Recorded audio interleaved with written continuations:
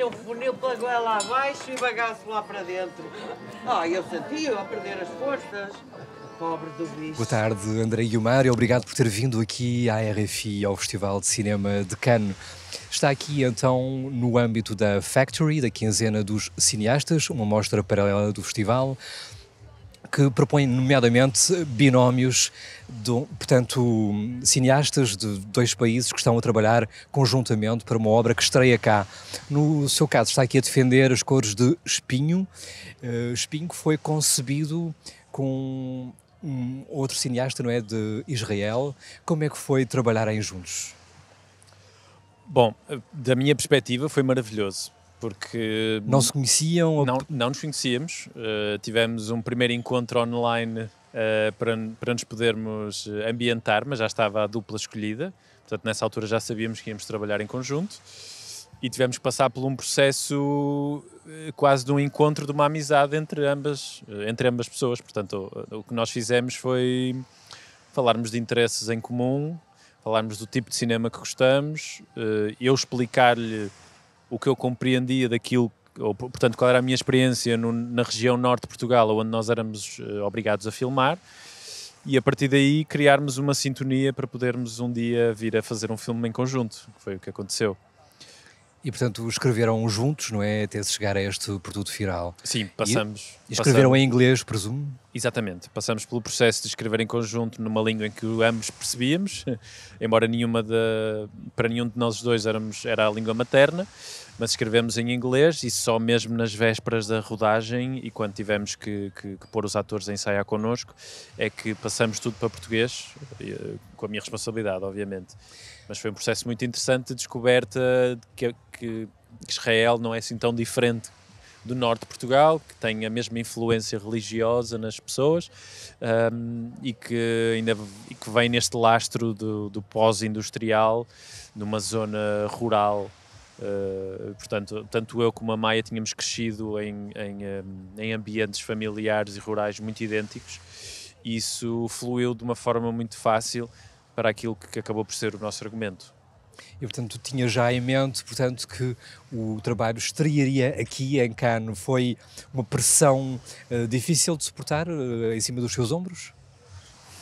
Não, quer dizer, é curioso, porque nós temos a pressão de saber que vamos estrear em Cannes, mas ao mesmo tempo nunca foi tão fácil, porque nós normalmente passamos muitos anos a ter que fazer pitch e a explicarmos o projeto e a irmos a vários concursos e a amadurecer o argumento e tudo isso até conseguirmos ganhar um financiamento. Neste caso, nós já estávamos em Cannes e ainda não tínhamos escrito uma palavra. Ou seja, ao mesmo tempo tínhamos toda a liberdade de saber, nós vamos a Cannes no matter what. E, portanto, independentemente daquilo que nós escrevermos, nós temos essa permissão. Agora façamos o que nós mais queremos fazer, que é um filme. E aí construir à volta disso. Portanto, há um certo lado de liberdade também que eu nunca tive esse privilégio antes, não é? E que, portanto, nós podíamos abrir asas e escrevermos e refilmarmos aquilo que quiséssemos, sabendo que havia limitações logísticas, económicas, quantidade de personagens, 15 minutos e tudo isso. Há aqui uma referência a Moçambique. Ela é fortuita ou tem que ver com algum lado autobiográfico?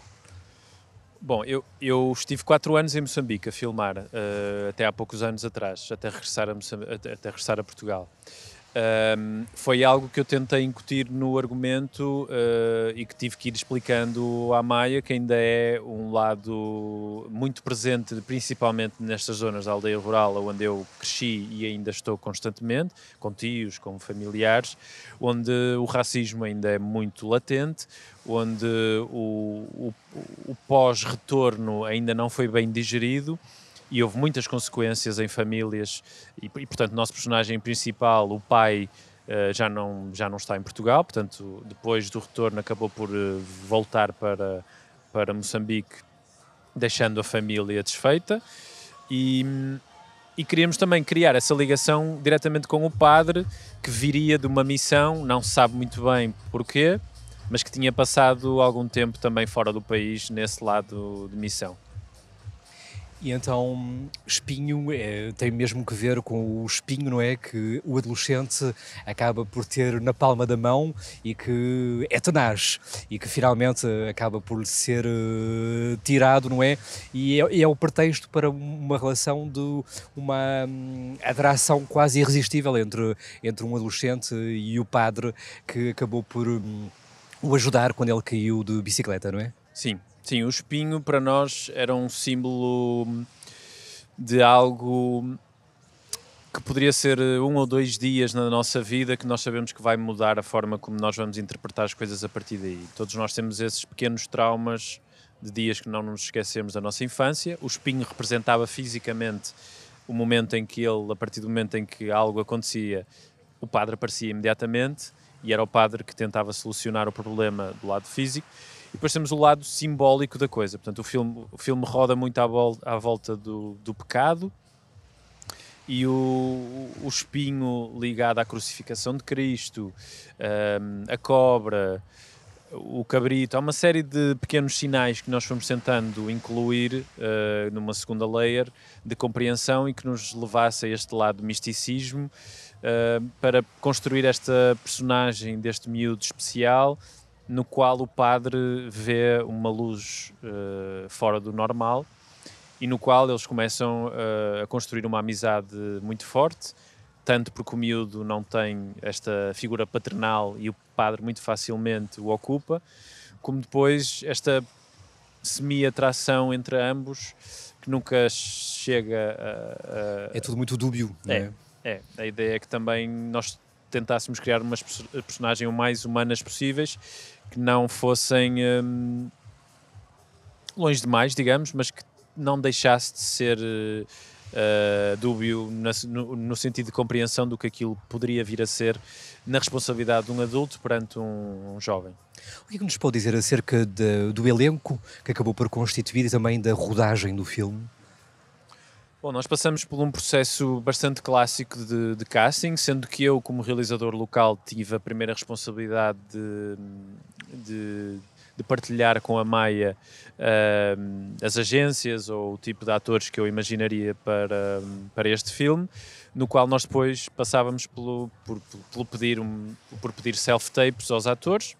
O Miguel, neste caso, portanto, ainda é um estudante de teatro e, portanto, foi o primeiro filme que ele fez. Mas foi imediata a conexão que eu senti quando o vi no primeiro casting na Escola de Ballet Teatro no Porto. O Ricardo foi mais complicado porque até chegarmos a ele passamos por uma fase de muitas agências, mas foi imediato quando descobrimos, principalmente a partir das fotos, todo aquele olhar melancólico que ele tem nos ajudaria bastante, uma voz maravilhosa. E depois dos self-tapes foi um processo natural de muitos ensaios até conseguirmos conectá-los. Portanto, o mais importante não era termos 2 bons atores, mas era que eles 2 funcionassem muito bem em par. E isso foi o momento em que nós tivemos que trazer a Maia para Portugal e fizemos um casting diretamente com os 2 em conjunto para podermos perceber essa conexão.